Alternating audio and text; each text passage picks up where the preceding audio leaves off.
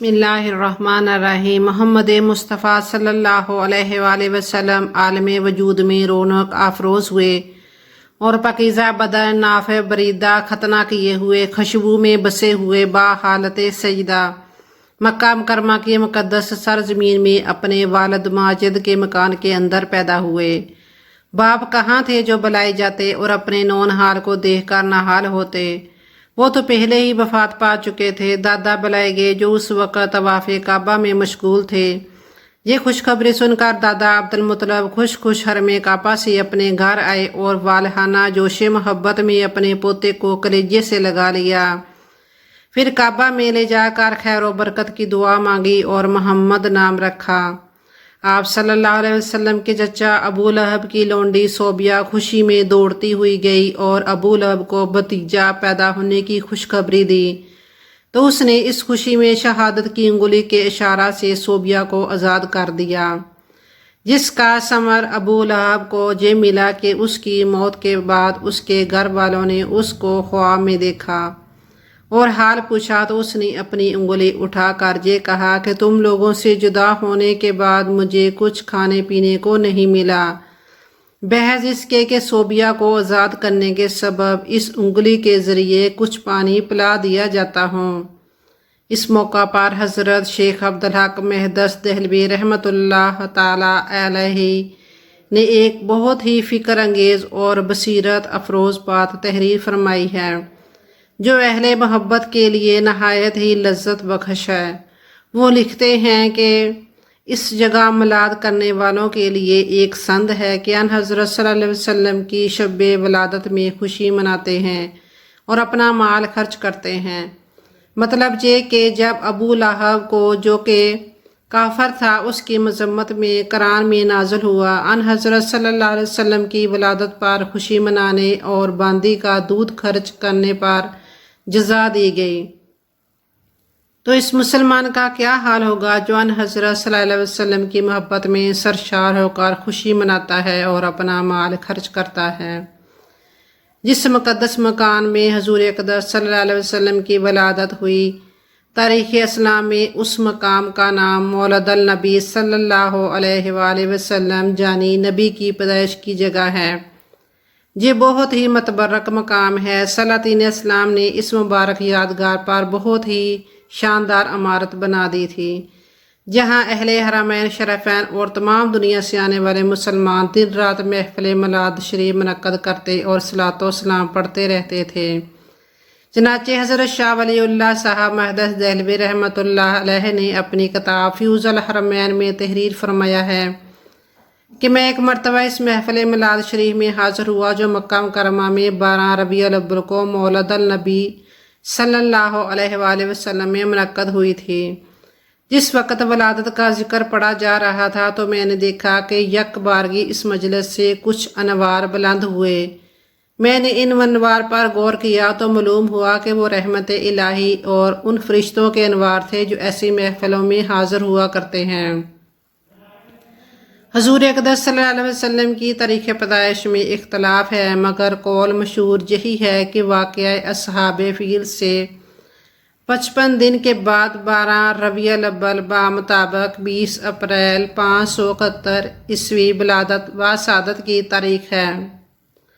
اہل مکہ کا بھی اسی پر عمل درآمد ہے کہ وہ لوگ 12 ربیع الاول ہی کو کاشانہ نبوت کی زیارت کے لیے جاتے ہیں اور وہاں میلاد شریف کی محفلیں منعقد کرتے ہیں۔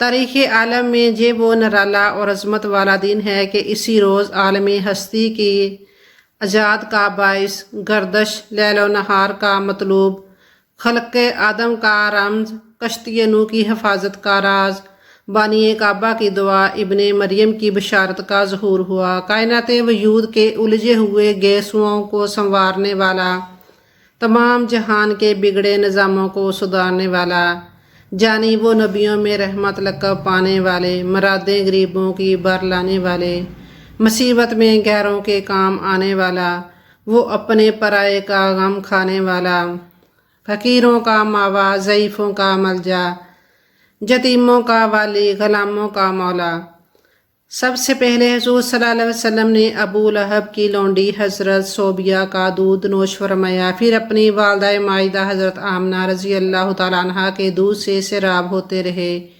پھر حضرت حلیمہ سعدیہ رضی اللہ تعالیٰ عنہ آپ کو اپنے ساتھ لے گئیں اور اپنے قبیلہ میں رکھ کر آپ کو دودھ پلاتی رہیں، اور انہی کے پاس آپ صلی اللہ علیہ وآلہ وسلم کے دودھ پینے کا زمانہ گزرا۔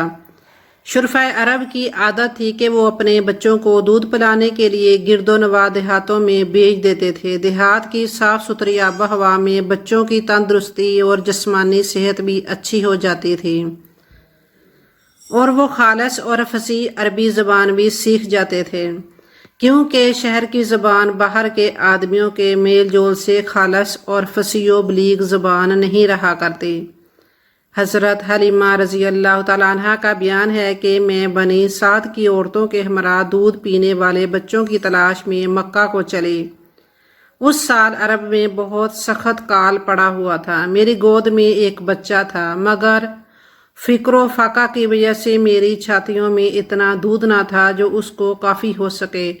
رات بھر وہ بچہ بھوک سے تڑپتا اور روتا بلبلاتا رہتا تھا، اور ہم اس کی دل جوئی اور دلداری کے لیے تمام رات بیٹھ کر گزارتے تھے۔ ایک اونٹنی بھی ہمارے پاس تھی، مگر اس کے بھی دودھ نہ تھا۔ مکہ مکرمہ کے سفر میں جس خچر پر میں سوار تھی وہ بھی اس قدر لاغر تھی کہ قافلہ والوں کے ساتھ نہ چل سکتا تھا۔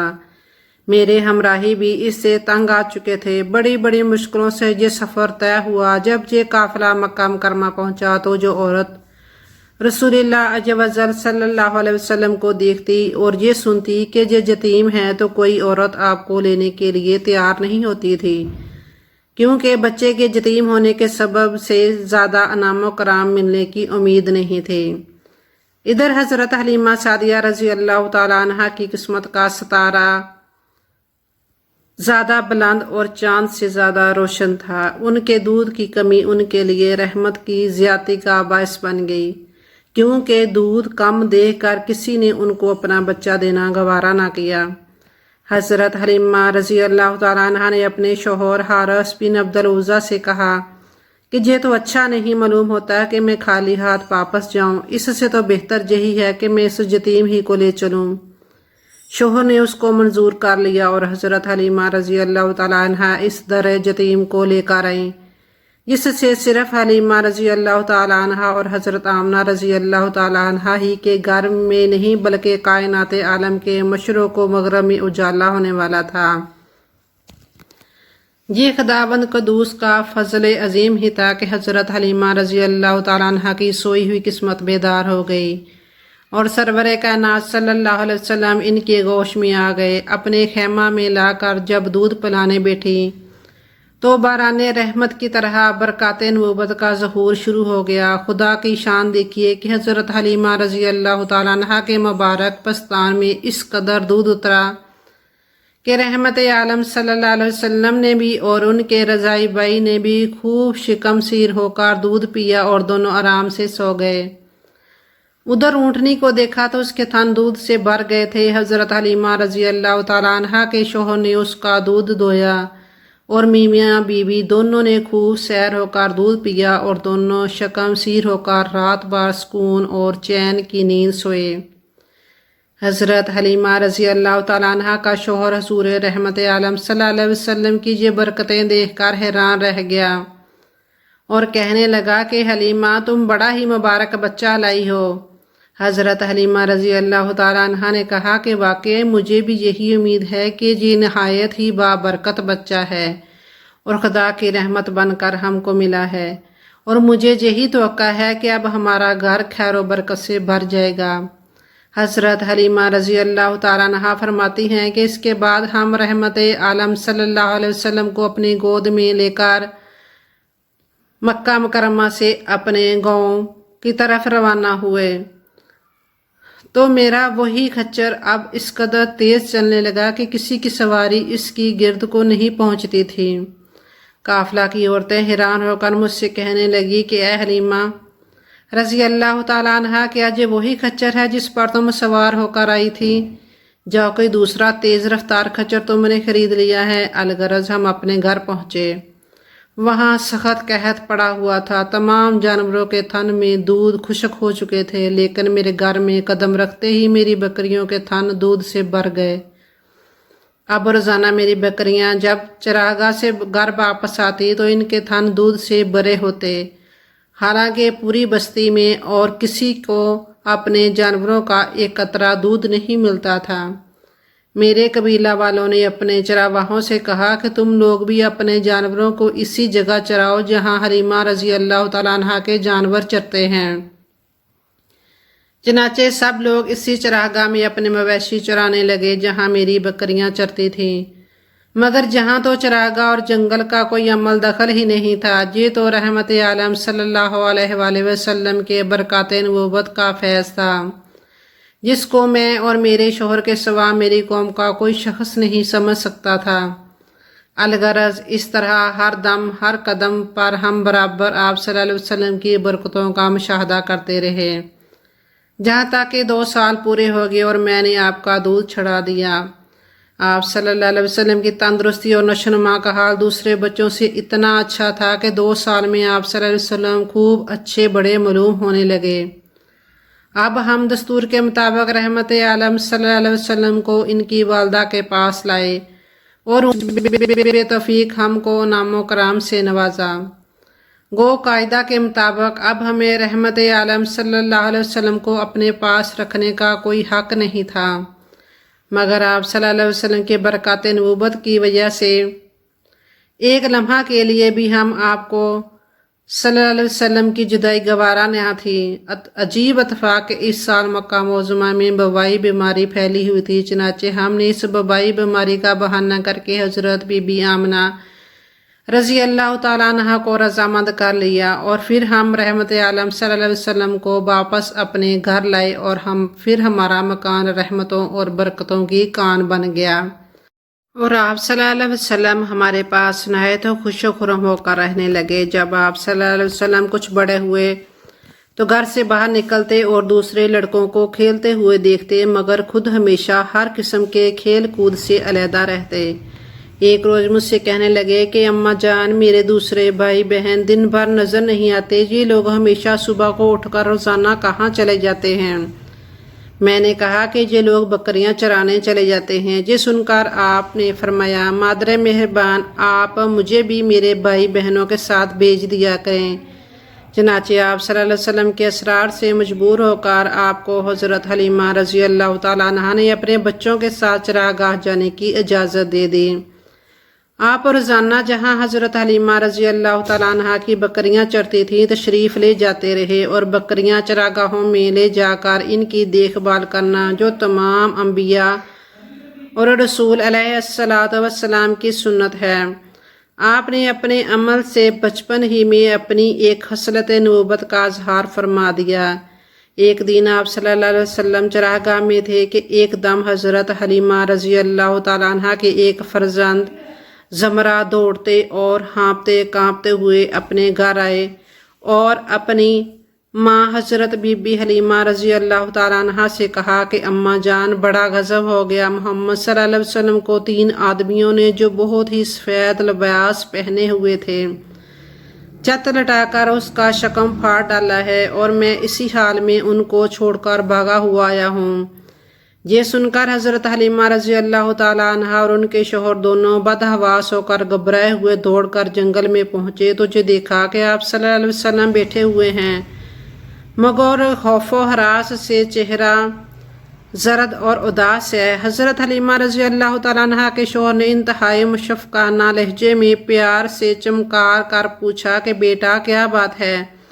आप सल्लल्लाहु अलैहि वसल्लम ने फरमाया कि 3 शख्स जिनके कपड़े बहुत ही सफ़ेद और साफ़ सुथरे थे मेरे पास आए और मुझको चित लटाकर मेरा शिकम चाक करके इसमें से कोई चीज़ निकाल कर बाहर फेंक दी और फिर कोई चीज़ मेरे शिकम में डालकर कोसी दिया, लेकिन मुझे ज़रा बराबर भी कोई तकलीफ़ नहीं हुई। ये वाक़या सुनकर हज़रत हलीमा रज़ी अल्लाह तआला अन्हा और इनके शोहर दोनों बेहद घबराए। शोहर ने कहा कि हलीमा रज़ी अल्लाह तआला अन्हा, मुझे डर है कि इनके ऊपर शायद कुछ आसेब का असर है, लिहाजा बहुत जल्द तुम इनको इनके घर वालों के पास छोड़ आओ। اس کے بعد حضرت حلیمہ رضی اللہ تعالیٰ عنہ آپ کو لے کر مکہ مکرمہ آئیں، کیونکہ انہیں اس واقعہ سے یہ خوف پیدا ہو گیا تھا کہ شاید اب ہم ان کی حفاظت نہ کر سکیں۔ حضرت حلیمہ رضی اللہ تعالیٰ عنہ نے جب مکہ معظمہ پہنچ کر آپ صلی اللہ علیہ وسلم کی والدہ ماجدہ رضی اللہ تعالیٰ عنہ کے سپرد کیا تو انہوں نے دریافت فرمایا کہ حلیمہ رضی اللہ تعالیٰ عنہ، تم تو بڑی خواہش اور چاہ کے ساتھ میرے بچے کو اپنے گھر لے گئی تھی، پھر اس قدر جلد واپس لے آنے کی کیا وجہ ہے؟ جب حضرت حلیمہ رضی اللہ تعالیٰ عنہ نے شک میں چاک کرنے کا واقعہ بیان کیا اور اسیب کا شبہ ظاہر کیا تو حضرت بی بی آمنہ رضی اللہ تعالیٰ عنہ نے فرمایا کہ ہرگز نہیں، خدا کی قسم، میرے نور نظر پر ہرگز کبھی بھی کسی جن یا شیطان کا عمل دخل نہیں ہو سکتا۔ میرے بیٹے کی بڑی شان ہے۔ پھر ایام حمل اور وقت ولادت کے حیرت انگیز واقعات سنا کر حضرت حلیمہ رضی اللہ تعالیٰ عنہ کو مطمئن کر دیا اور حضرت حلیمہ رضی اللہ تعالیٰ عنہ آپ صلی اللہ علیہ وسلم کو آپ کی والدہ ماجدہ کے سپرد کر کے اپنے گاؤں میں واپس چلی آئیں۔ آپ صلی اللہ علیہ وسلم اپنی والدہ ماجدہ کی آغوش تربیت میں پرورش پانے لگے۔ حضرت حلیمہ رضی اللہ تعالیٰ عنہ کا بیان ہے کہ آپ صلی اللہ علیہ وسلم کا گہوارہ یعنی جھولا فرشتوں کے ہلانے سے ہلتا تھا۔ آپ صلی اللہ علیہ وسلم بچپن میں چاند کی طرف انگلی اٹھا کر اشارہ فرماتے تھے تو چاند آپ صلی اللہ علیہ وسلم کی انگلی کے اشاروں پر حرکت کرتا تھا۔ جب آپ صلی اللہ علیہ وسلم کی زبان کھلی تو سب سے پہلے اول جو کلام آپ کی زبان مبارک سے نکلا وہ یہ تھا، اللہ اکبر، اللہ اکبر، الحمدللہ رب العالمین و سبحان اللہ۔ بچوں کی عادت کے مطابق کبھی بھی آپ صلی اللہ علیہ وسلم نے کپڑوں میں بول و براز نہیں فرمایا، بلکہ ہمیشہ ایک معین وقت پر رفع حاجت فرماتے۔ اگر کبھی آپ صلی اللہ علیہ وآلہ وسلم کی شرمگاہ کھل جاتی تو آپ رو رو کر فریاد کرتے، اور جب تک شرمگاہ نہ چھپ جاتی آپ کو چین و قرار نہیں آتا تھا، اور اگر شرمگاہ چھپانے میں مجھ سے کچھ تاخیر ہو جاتی تو غیب سے کوئی آپ کی شرمگاہ چھپا دیتا۔ جب آپ اپنے پاؤں پر چلنے کے قابل ہوئے تو بچوں کو باہر کھیلتے ہوئے دیکھتے، مگر خود کھیل کود میں شریک نہیں ہوتے تھے۔ لڑکے آپ کو کھیلنے کے لیے بلاتے تو آپ فرماتے کہ میں کھیلنے کے لیے نہیں پیدا کیا گیا ہوں۔